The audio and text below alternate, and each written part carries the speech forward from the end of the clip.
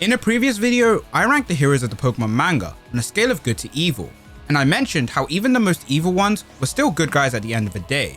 However, for today's video on the villains, this video might as well be called villains ranked evil to evilist, because we've got a variety of guys who've done some really bad things, from genocide to kidnapping. So with that, let me explain the rules. I won't be using an alignment chart for this video since everyone's pretty much chaotic. For this ranking, I'll also be taking into consideration if the villains have changed their ways in their story, and also what were their intentions for their plans. If you don't agree with any of my opinions, no problem. Say your own thoughts in the comment section down below, and without further ado, let's begin. For our least evilest villain, we have Guzma. Just like in the games, Guzma shares the backstory of being a guy with a bad upbringing who's forced into being a villain. And we can't forget about the fact that he was also being manipulated by Lusamine into helping out with the Ultra Beasts. In the manga, they also add the fact that he got possessed by Nihilego for a bit, and then was abandoned by Lusamine and had to go to the hospital. So other than being a leader of a bunch of thugs, Guzma ain't really all that bad, and of course, he does change his ways once everything's all over. Next up is N. Yeah, pretty crazy how low he is, but if you think about it, N was just a kid who grew up under the care of Ghetsis, who forced him to listen to the thoughts of Pokemon who were abandoned and mistreated by humans, making him hate the idea of Pokemons being owned by humans. Although N was in the wrong with his original plans of forcing people to part ways with their Pokemon, he did progress through the story after meeting Black and White and learned different outlooks on his ideals. And by the end of Black and White 2, he had served his time in prison for his actions and was a free man who righted his wrongs, and left on a journey to return all the Pokemon who had been previously stolen or abandoned. Honestly, N had some great development. Now we have Chairman Rose. This guy's the exact same as he is in the games, a guy looking way too far into the future and ends up causing a bigger threat than necessary. He pays the price by spending time in jail, steps down as chairman, and even apologizes to Bede, as although the kid looked up to him, he treated him with neglect. But the reason why he did this was because he didn't want Bede being labeled as an accomplice for his crimes. Other than that, he had good intentions, just really bad execution. Next is Lusamine. Lusamine in the manga is probably her worst iteration of her counterparts, with her Aether Foundation being presented as an organization that conserves endangered Pokemon, only being a front for her true goal, which is making a paradise for her and the Ultra Beasts that she's obsessed with. She even treats the things like they're her children, despite the fact that she already has kids, which she neglects just like in the games. This Lusamine gets more villain points for the added reason we never really get to see her redeem herself. After Lusamine fused with Nihilego, Lily gets her mother to turn back to normal by revealing to her Mon is still alive, causing Lusamine to faint. And once the final battle wraps up, Lusamine is still unconscious. No story to her kids like in the games or anime. The only reason she's not higher in the villainy ranking is because at least she has the excuse that after Mon randomly disappeared, she was left mentally broken. Speaking of Mon, the next character actually has something to do with this, and his name is Fabba. Alright, now we're getting into the characters who aren't manipulated or mentally broken. These guys are just straight up villains. First of which is Fabba. In the manga, this guy's just pure trash. As I mentioned earlier, Mon randomly disappeared from his family one day. Well, that was all thanks to Fabba, who had a crush on Lusamine, and in his eyes, the only way to get rid of the obstacle that was Mon was by pushing him through a wormhole, causing him to go missing and lose all his memories. This led Lusamine into despair and grief, thinking Mon had left because of her. Fabba tells Lusamine that during this time, he'll support her, if you know what he means, and Lusamine can only shudder at the fact, telling him not to worry about her. After getting rejected, Fabba slowly waits in the background for his true plan of killing Lusamine, which fortunately fails, but the fact he tried it in the first place is crazy. He then spends the rest of the arc trying to ensure that Lusamine's family can never be happy. And let's not forget about all the other stuff he's done, like treating everyone at the Aether Foundation horribly, locking Moon in a cage, and lying to Sun about his grandfather's island. At the end of everything, Fabba did get what he deserved, as he got taken away by a group of Nihilego who dragged him into Ultra Space. Now, where Fabba was a mad scientist who wronged humans, Colress is a mad scientist who wronged Pokemon. Appearing in both arcs of the Unova region, Colress allied himself with Team Plasma in order to further his own research. In the games, Colress is more neutral than anything, since all he really wanted to do was see the true way of bringing out a Pokemon's strength. And in the manga, he wanted to do the same, but the level of crimes he committed were way different, infiltrating the Pokemon League and trapping Black in the Lightstone for 2 years. He also helped Ghetsis escape custody and forced Pokemon to listen to him, regardless if they wanted to or not. This led to loads of legendary Pokemon getting angry and Oplucid City getting frozen. I probably pronounced the name of that city very wrong. Either way, Colress had a solid goal of research, but because he let his goal get ahead of himself, he ended up mistreating a lot of Pokemon. But just like Fabba, he gets what he deserved, getting frozen by Kyurem and arrested by the international police. Alrighty, time for arguably the most iconic villain, Giovanni. This guy needs no introduction, being the leader of the criminal organization Team Rocket. In the manga, he's ruthless and has no mercy on anyone, whether they're a Pokemon or a person, as we see him make multiple attempts on people's lives, as well as splitting a duo of magma in two. Giovanni was also the one who ordered the creation of the Pokemon Mewtwo, who he forced under his control, even after it tried to escape. And he also manipulated the two Deoxys to fight the Dex holders, and once he thought he was done with it, he abandoned one of them in space, which would later try to get its revenge in the Delta episode. We also see him try to take over the world multiple times, but other than that, he's just as evil as his game counterpart, if not worse. Giovanni does however have some good in him, caring deeply for his son Silver, who he spends the Fire Red and Leaf Green arc searching for, and risks his own life to save his. And he also understands the bond between trainer and Pokemon, keeping his Beedrill on his team even though he's a ground type trainer, because of the sole reason he grew up with it in Viridian Forest. And we can't forget to mention he was the one who freed Red after he was frozen by the Elite Four. And lastly, if there's a world ending threat, you can count on Giovanni to come lend a hand, as we see him do in the Yellow arc and in the Omega Ruby and Alpha Sapphire arc. Now we have a double pairing of Archie and Maxie. These guys are not only dumb, but also insane.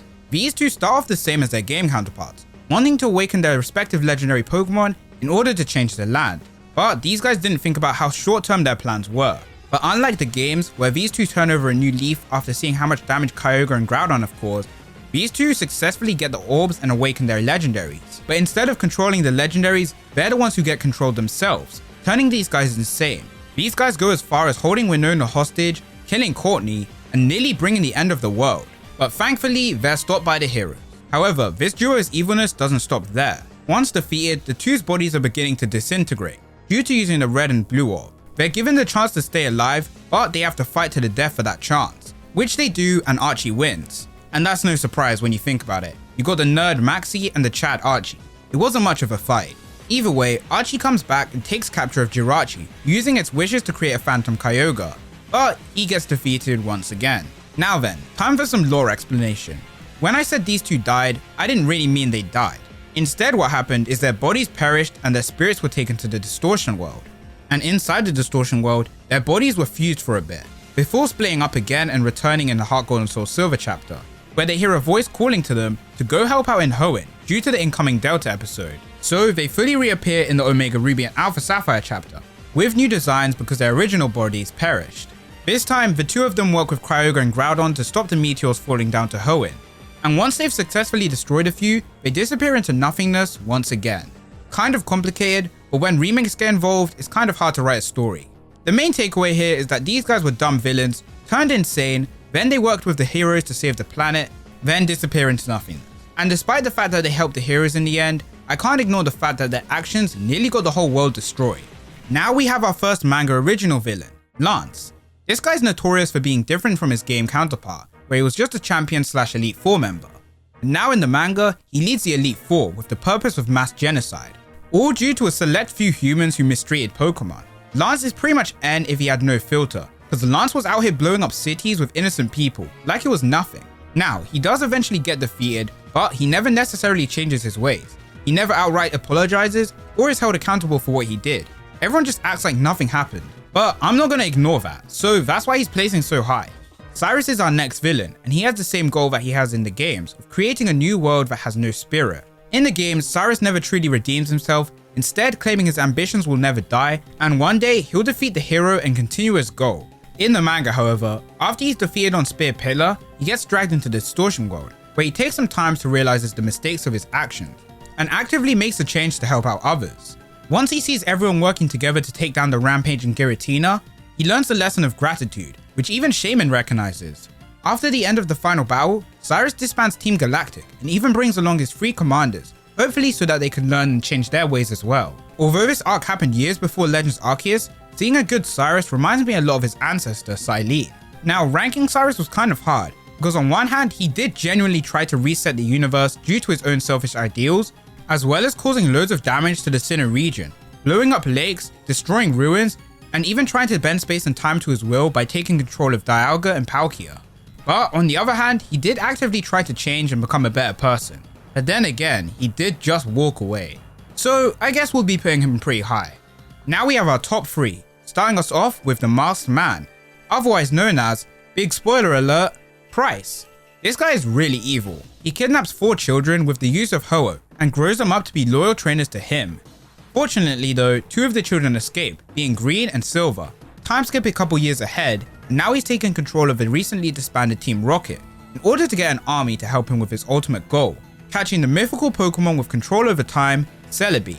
Now, you may be wondering, why does he want control over time? Well, that's all because he wants to go back to his tragic past, where the parents of his Lapras died due to a tragic accident. Yeah, that's it. All this trouble of kidnapping children and messing with time just for that. I know I may sound insensitive, but you gotta think about his victims. This guy really ruined lives just because he couldn't move on. Like the majority of the villains, he does eventually come to the side of good, but that's only after getting lost in time for years and witnessing the potential end of the universe. Alright, now let's talk Lysandre. This guy was the definition of insane in the membrane. His goal was like Lance, wipe out the human population, but unlike Lance who wanted to do it for the sake of Pokemon, Lysandre wanted to wipe out everyone apart from the ones he found fitting to be in his new world, claiming the humans had spoiled their current world and a reset was necessary. On one hand, humans have definitely done bad in the world, but on the other hand, genocide is not the answer, especially seeing the fact that you can save yourself by paying 5 million to Team Flare. This pretty much aligns him completely with his game counterpart.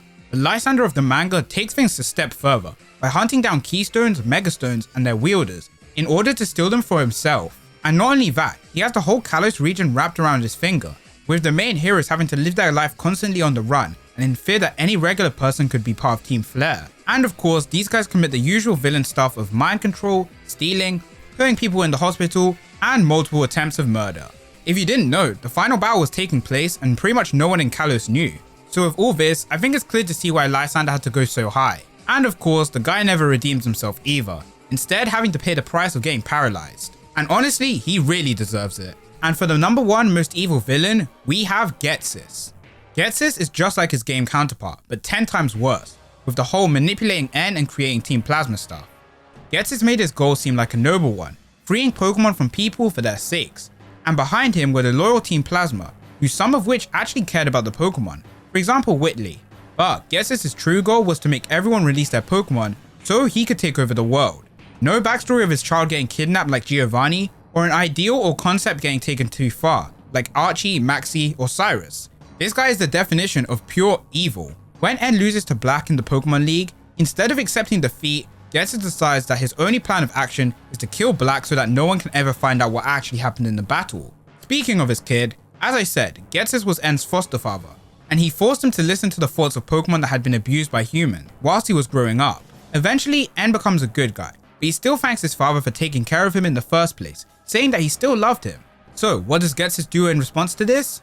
He gets his stick and beats N unconscious and bleeding with disgust. Although this list had genocidal maniacs and literal murders, most at least had some reasoning of what they were trying to do or were driven insane by power or grief. But this guy is just pure evil for the sake of it. And that explains why his evil group is so cult-like. He just convinced a ton of people that they were doing the right thing, when in truth they were complete villains. But with that, that's all major villains of Pokemon Adventures ranked good to evil. In my opinion anyway. Some people can be changed around a bit. But if you disagree with any of my picks, let me know in the comment section down below. And if you're new here to the channel, don't forget to subscribe for more Pokemon manga content like this. And with all that said and done, take care.